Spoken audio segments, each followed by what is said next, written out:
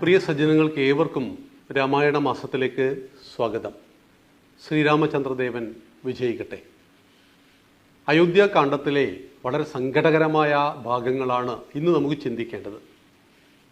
വാക്ക് പാലിക്കാൻ വേണ്ടി കൈകേയിക്ക് വരം നൽകുകയാണ് ദശരഥ മഹാരാജാവ്. രാമനെ കാട്ടിലേക്ക് അയക്കുന്നു. 14 കൊല്ലം ഭരതനെ രാജാവാക്കുവാൻ തീരുമാനിക്കുന്നു. പട്ടാഭിഷേകം രാവിലെ 10 മണിക്കാണ്. പ്രഭാതത്തിൽ അച്ഛനെ കാണുന്നില്ല. രാമൻ അച്ഛൻ്റെ കൊട്ടാരത്തിൽ ചെല്ലുന്നു. അച്ഛൻ അവിടെയില്ല. കൈകേയി മാതാവിൻ്റെ കൊട്ടാരത്തിലാണ് അച്ഛനുള്ളത് എന്ന് മനസ്സിലാക്കി അവിടേക്ക് ചെല്ലുമ്പോൾ രാമനെ കണ്ട മാത്രയിൽ ഓടിവന്ന് കെട്ടിപ്പിടിച്ച് രാമാ രാമാ വിളിച്ച് പൊട്ടിക്കരയുന്ന ദശരഥ മഹാരാജാവിനെ കണ്ടതും അച്ഛാ എന്തു പറ്റി എന്ന് ചോദിക്കുന്നു. ഒന്നും പറയാൻ കഴിയാതെ പൊട്ടിക്കരയുകയാണ് ദശരഥ മഹാരാജാവ്. ഈ സമയത്ത് എങ്ങനെയാണ് നമ്മുടെ കൈകേയി ഇത്രമാത്രം ഹൃദയത്തെ കല്ലുപോലെ ആക്കിയതെന്ന് നമുക്ക് പറയാൻ കഴിയുന്നില്ല. കൈകേയി പറയുകയാണ്, രാമ, നിന്റെ അച്ഛൻ കരയുവാനുള്ള കാരണം ഞാൻ പറയാം. ഞാൻ നിന്റെ അച്ഛൻ പണ്ട് എനിക്ക് 2 വരം നൽകാമെന്ന് പറഞ്ഞിരുന്നു. ആ വരം ഇപ്പോൾ ചോദിച്ചിരിക്കുന്നു. അതിനാണ് നിന്റെ അച്ഛൻ ഇങ്ങനെ അട്ടഹസിക്കുന്നത്. എന്തായിരുന്നു കൈകേയി മാതാവേ ആ വരം? ആ വരം ഞാൻ ചോദിച്ചത് ഇതാണ്: രാമൻ 14 കൊല്ലം കാട്ടിൽ പോകണം, എൻ്റെ മകൻ ഭരതനെ രാജാവാക്കണം. ഇത് കേട്ടപ്പോൾ ഒരു പുഞ്ചിരിയോടുകൂടി അച്ഛനെ കെട്ടിപ്പിടിച്ചുകൊണ്ട് രാമൻ പറയുകയാണ്, അച്ഛൻ്റെ വാക്ക് പാലിക്കാൻ 14 14,000 വർഷം കാട്ടിൽ പോകുവാനും തയ്യാറുള്ളൊരു മകൻ ഇവിടെയുള്ളപ്പോൾ അച്ഛൻ കരയുകയോ എന്ന്. പ്രിയമുള്ളവരെ, ഇതാണ് പുത്രൻ. ഡോട്ടർ സൺ എന്ന് പറയും, മകൻ മകളെന്ന് പറയും. പക്ഷേ സംസ്കൃതത്തിൽ പുത്രൻ എന്ന വാക്കിൻ്റെ അർത്ഥം പുംനാമ നരകത്തിൽ നിന്നും പിതാവിനെ ത്രാണനം ചെയ്യിക്കുന്നവൻ ആരോ അവൻ പുത്രൻ ഓർ പുത്രി. പുല്ലിംഗ സ്ത്രീലിംഗം എന്ന വ്യത്യാസമേ ഉള്ളൂ. പും എന്നാൽ നരകമാണ്. നരകത്തിൽ പതിക്കാതെ മാതാപിതാക്കളെ സംരക്ഷിക്കുന്ന മക്കളുടെ പേരാണ് പുത്രൻ ഓർ പുത്രി. അതായത് ഞാൻ കാരണം എൻ്റെ അച്ഛനും അമ്മയും നരകത്തിൽ പതിക്കരുത് എന്നൊരു കുട്ടി തീരുമാനിച്ചാൽ ആ കുട്ടി രാമനാണ് എന്ന് നാം അറിയണം. അച്ഛൻ കൊടുത്ത വാക്കാണ്, അതിൻ്റെ ബാധ്യത അച്ഛനുള്ളതാണ്. പക്ഷേ അച്ഛൻ കൊടുത്ത വാക്കാണെന്ന് കരുതി അച്ഛനോട് നരകത്തിൽ പതിക്കുവാൻ പറഞ്ഞില്ല. മറിച്ച് അച്ഛനെ നരകത്തിൽ പതിക്കാതെ സംരക്ഷിച്ചു. അച്ഛൻ്റെ അഭിമാനം എൻ്റെ അഭിമാനമാണ്. അച്ഛൻ്റെ വാക്ക് എൻ്റെ വാക്കാണ്. അച്ഛനുണ്ടാകുന്ന അഭിമാനക്ഷതം എൻ്റെ അഭിമാനക്ഷതമാണെന്ന് തിരിച്ചറിഞ്ഞ രാമൻ അച്ഛൻ്റെ വാക്ക് പാലിക്കാൻ കാട്ടിലെ വസ്ത്രം ധരിച്ച് കാടിനെ ലക്ഷ്യമാക്കി മരവുരി ധരിച്ചുകൊണ്ട് കാട്ടിലേക്ക് പോകുമ്പോൾ കൂടെ വരുന്നു സീതാദേവി.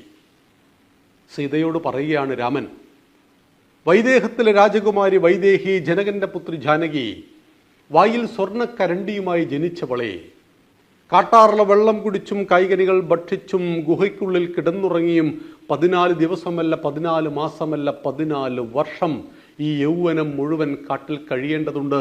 അതുകൊണ്ട് നിന്നോട് കാട്ടിൽ പോരുവാൻ കൈകേയി പറഞ്ഞിട്ടില്ല. ആയതിനാൽ നീ വരേണ്ടതില്ലെന്നു പറഞ്ഞപ്പോൾ സീത കൊടുക്കുന്ന മറുപടിയാണ് ഭാര്യാഭർത്തൃബന്ധത്തിൻ്റെ കാലത്തെയും ഉദാഹരണമെന്ന് നാം മനസ്സിലാക്കണം. എവിടെയാണോ എനിക്കെൻ്റെ ഭർത്താവ്, അതാണ് എനിക്കെൻ്റെ അയോധ്യ. അഗ്നിസാക്ഷിയായി ആയിരക്കണക്കിന് അക്ഷികളെ സാക്ഷിയാക്കി ഒരു പുരുഷൻ സ്ത്രീയുടെ കഴുത്തിലേക്ക് താലി ചാർത്തിയാൽ ഒരായുഷ്കാലം മുഴുവൻ പരസ്പരം സ്നേഹത്തോടെ വിശ്വാസത്തോടെ നമുക്ക് ജീവിക്കാം എന്നുള്ളതിന് ഒരു പുരുഷൻ സ്ത്രീക്കു നൽകുന്ന വാഗ്ദാനമാണ് താലി. താലി കേവലം ഒരു മഞ്ഞച്ചരടല്ല ഭാരതീയന്.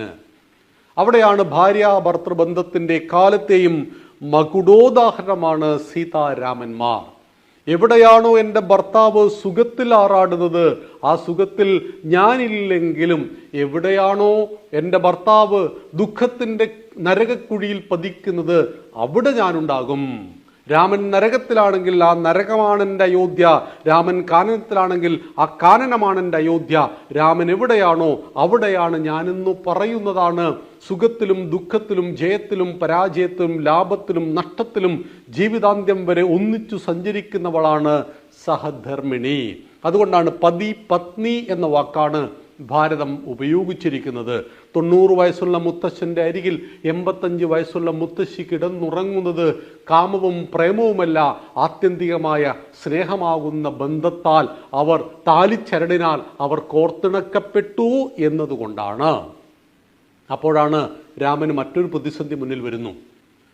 മരവരി ധരിച്ചുകൊണ്ട് ലക്ഷ്മണനും കൂടെ. ലക്ഷ്മണനോട് പറയുന്നു, ലക്ഷ്മണ, നീ എവിടെ പോകുന്നു? നീ യുവാവാണ്, നിന്റെ ഭാര്യ ഊർമിള ഇവിടെയാണ്, അവളെയെല്ലാം ഉപേക്ഷിച്ചുകൊണ്ട് നീ എന്തിന് ഞങ്ങൾക്കൊപ്പം കാട്ടിൽ വരണം? നിന്നോട് കാട്ടിൽ പോകുവാൻ കൈകേയി മാതാവ് പറഞ്ഞില്ലല്ലോ. അപ്പോഴാണ് ലക്ഷ്മണൻ പറയുന്നത്, വന്യമൃഗങ്ങളും ഘോരമൃഗങ്ങളുമുള്ള കാട്ടിൽ എൻ്റെ ജ്യേഷ്ഠനും ജ്യേഷ്ഠത്തി അമ്മയ്ക്കും കാവൽ കിടക്കുവാൻ മറ്റാരുണ്ട് എന്ന്. പ്രിയമുള്ളവരെ, ഇതാണ് സഹോദരങ്ങൾ. സഹോദരൻ എന്ന വാക്കിൻ്റെ അർത്ഥം എന്താണ്? സഹോദരങ്ങൾ. ഒരമ്മയുടെ വയറ്റിൽ ജനിച്ച മക്കളെയാണ് സഹോദരങ്ങൾ എന്ന് പറയുന്നത്. ഇത് ഒരച്ഛന് 3 അമ്മയിൽ ജനിച്ച മക്കളാണ്. കൈകേയി മാതാവിൻ്റെ വയറ്റിലാണ് ഭരതൻ, കൗസല്യാദേവിക്കാണ് രാമൻ, സുമിത്രയുടെ മക്കളാണ് ലക്ഷ്മണനും ശത്രുഘ്നനും. പക്ഷേ രാമനും ലക്ഷ്മണനും, സുമിത്രയുടെ ഒരു മകനും കൈകേയിയുടെ മകനുമാണ് എപ്പോഴും കൂട്ട്. ഇവിടെ നാട്ടിലില്ലാത്തവർ ശത്രുഘ്നനും ഭരതനുമാണ്. ഭരതൻ കൈകേയിയുടെ പുത്രനാണെങ്കിൽ സുമിത്രയുടെ മറ്റൊരു മകനായ ശത്രുഘ്നനുമാണ് കൂട്ട്. അവിടെയാണ് സഹോദരങ്ങൾ. എല്ലാ ദുഃഖങ്ങളിലും സുഖത്തിലും ഒന്നിച്ചുണ്ടാകുന്നവർ, ഒന്നിനു വേണ്ടിയും കലഹിക്കാത്തവർ. ആ മാതൃകയാണ് ഈ 4 മക്കൾ നമ്മളെ പഠിപ്പിക്കുന്നത് എന്നറിയണം. ഒരു മഹാസാമ്രാജ്യം കൈവെള്ളയിൽ വന്നു വീണിട്ടും ഒരൊറ്റ ദിവസം ഭരതൻ ആ സിംഹാസനത്തിൽ ഇരുന്നിട്ടില്ല. തനിക്കർഹമല്ലാത്തത് ലഭിച്ചപ്പോൾ തൻ്റെ ജ്യേഷ്ഠനിരിക്കേണ്ട സിംഹാസനത്തിൽ ഒരു നിമിഷം പോലും ഭരതൻ ഇരുന്നിട്ടില്ലെന്നറിയണം. അങ്ങനെ രാമനും സീതയും ലക്ഷ്മണനും കൂടി കാട്ടിലേക്ക് യാത്രയാകുന്നു. പൊട്ടിക്കരഞ്ഞുകൊണ്ട് പട്ടാഭിഷേകം മുടങ്ങി. സന്തോഷത്തിൻ്റെ ദിവസങ്ങൾ വരാൻ പോകുന്നു. ശ്രീരാമചന്ദ്ര മഹാദേവൻ ഈ രാജ്യത്തിൻ്റെ രാജകുമാരനായി പട്ടാഭിഷേകം ചെയ്യപ്പെടേണ്ട ദിവസം തന്നെ 11 മണിയോടുകൂടി 10 മണിക്ക് രാജാവാകേണ്ടവൻ 11 മണിയോടുകൂടി കാട്ടിലേക്ക് പോകേണ്ടി വരുന്ന ആ ദുർവിധിയെ ഒന്ന് ചിന്തിക്കുക. രാജ്യം മുഴുവൻ, പ്രജകൾ മുഴുവൻ പൊട്ടിക്കരഞ്ഞുകൊണ്ട് കൂടെ നടക്കുന്നു. അങ്ങനെ കാടിന് സമീപത്തെത്തിയപ്പോൾ രാത്രിയായി. എല്ലാവരും കിടന്നുറങ്ങുന്ന സമയത്ത് ഗുഹൻ, ആ കാട്ടുമൂപ്പനാണ്, ഇന്നത്തെ സർക്കാർ ഭാഷയിൽ പറഞ്ഞാൽ ആദിവാസി മൂപ്പൻ, രാമനെ കെട്ടിപ്പിടിച്ചുകൊണ്ട് ഗുഹൻ, കടത്തുകാരൻ നദി കടന്നുകൊണ്ട് അവർ ആരണ്യത്തിലേക്ക്, കാനനത്തിലേക്ക് പോവുകയാണ്. അതായത് ജാതീയതയും തൊട്ടുകൂടായ്മയും തീണ്ടിക്കൂടായ്മയും പവിത്രമായ നമ്മുടെ ധർമ്മത്തിൻ്റെ ഭാഗമായിരുന്നു പ്രിയമുള്ളവരെ. വ്യാസോച്ചിഷ്ടം ജഗൽ സർവം ഗുരുപൂർണിമ നമുക്ക് ജൂലൈ 10-നാണ്. ആ ഭഗവാൻ വേദവ്യാസന്റെ ജന്മദിനം ആചരിക്കുമ്പോൾ അദ്ദേഹത്തിൻ്റെ കുലത്തെ പരിശോധിക്കണം, വാൽമീകിയുടെ കുലത്തെ പരിശോധിക്കണം എന്ന് നാം അറിയുക. കടത്തുകാരനായ ഗുഹൻ ആദിവാസി മൂപ്പനെ കെട്ടിപ്പിടിച്ചുകൊണ്ട് നദി കടക്കുന്ന ആ ശ്രീരാമചന്ദ്രന്റെ ചിത്രത്തെ അറിയുക. അപ്പോഴാണ് നാട്ടിൽ മറ്റു പലതും സംഭവിക്കുന്നു. ഭരതനെ ആളയച്ചു വരുത്തുന്നു. ഭരതൻ ആളയച്ചു വരുത്തുവാനുള്ള കാരണമുണ്ട്. രാമൻ പോയപ്പോൾ രാമ രാമ രാമ വിളിച്ചുകൊണ്ട് രാജാവ്, അദ്ദേഹത്തിൻ്റെ ഹൃദയം സ്തംഭിച്ച് മരിച്ചു പോകുന്നു. വൃദ്ധ താപസന്റെ ശാപം ഫലിച്ചിരിക്കുന്നു. ഏതൊരു പുത്രനെ ഓർത്താണോ ഞങ്ങൾ അഗ്നിപ്രവേശം ചെയ്യുന്നത്, അതുപോലെ ഒരു ദിവസം നീ നിന്റെ പുത്രനെ ഓർത്ത് മരിക്കും. ദശരഥ എന്ന ശാപം ഇവിടെ ഫലിച്ചിരിക്കുകയാണ്. ദശരഥ മഹാരാജാവ് ഹൃദയം പൊട്ടി മരിച്ചിരിക്കുന്നു. പുത്ര ദുഃഖത്താൽ, രാമനെ പിരിഞ്ഞ ദുഃഖത്താൽ, രാമനും ലക്ഷ്മണനും സീതാദേവിക്കൊപ്പം കാട്ടിൽ പോയ ദുഃഖത്താൽ ആ വൃദ്ധതാപസന്റെ ശാപം ഫലിച്ചിരിക്കുകയാണ്. അങ്ങനെ കാട്ടിലേക്ക് പോകുന്നു രാമൻ. രാജാവിവിടെ മരിച്ചു കിടക്കുന്നു. ഇവർക്കിടയിലേക്ക് ഭരതൻ വരികയാണ്. നമുക്ക് നാളെ അതിനെക്കുറിച്ച് ചിന്തിക്കാം, ആ വൈകാരിക രംഗങ്ങൾ. ശ്രീരാമചന്ദ്രൻ വിജയിക്കട്ടെ. നന്ദി, നമസ്കാരം. വന്ദേ മാതരം.